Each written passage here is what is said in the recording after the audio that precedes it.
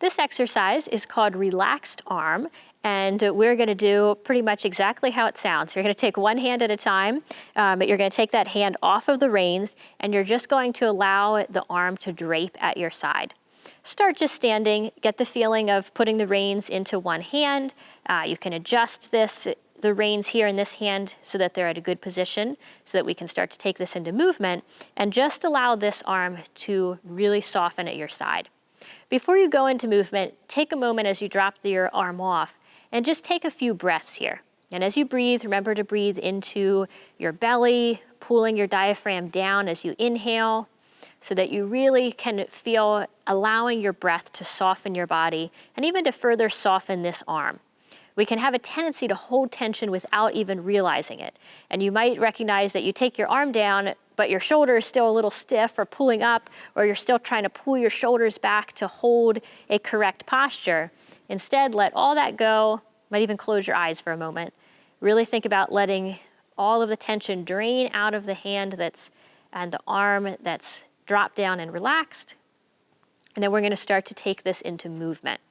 And what this exercise is going to help you do is by feeling this arm just draping, you're going to feel the movement a little differently in your shoulder joint. So really pay attention to what you feel in your shoulder, not trying to hold the shoulder in any position. Again, not trying to hold it back or hold it down, but really just allowing it to soften, feeling the movement of the horse come through your body, come through the shoulder. And it's really taking this relaxed arm and allowing that to bring more awareness to where you hold tension and to what it feels like to really be softer in your upper body. Okay, let's go ahead and take this into movement. I'm gonna ask Callie to walk off here. And remember, as you do this, of course, you can reach down and bring your arm back in anytime that maybe you need a little bit more steering, or you just need to take a moment and adjust your reins again. It's totally fine. Also, Ellie has just the way that her neck meets and the length of my arm, I'm able to rest my knuckles right here just a little in front of her withers. And that can be a nice way too, especially here at walk, to just really feel stable. Don't worry if your arm doesn't naturally rest there. Finding that position depends on the conformation of the horse's neck, depends on the length of the rider's arm, and you don't want to purposely put your hand there for this exercise if it's going to pull you forward or if you have to really straighten your elbow to get there. Allow your arm that's holding both reins to also just be comfortable, keeping this line of your upper arm along your body. And I'm just letting this one stay nice and soft. I'm going to switch arms so I can feel it on both sides.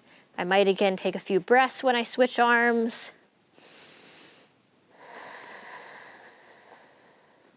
Kind of feeling the tension drain out of my shoulder, down through my fingers, and then out to the ground.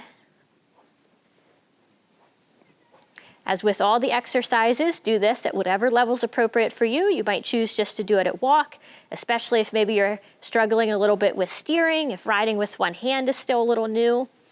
I'm going to also demonstrate taking this up into trot and also taking it into canter. So here I'm demonstrating at trot. Again, this arm is nice and soft. Here in my rising trot,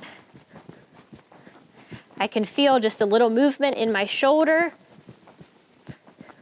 I can feel it in both shoulders because I'm allowing the relaxation from the dropped arm to come across to both shoulders. But I can especially feel this movement in my arm that's just dropped and relaxed.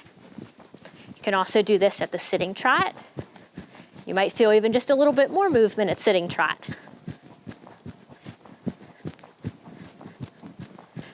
Make sure to switch sides. Do it on both arms. Notice if one arm maybe holds a bit more tension than the other, if it takes a little longer for one arm to soften.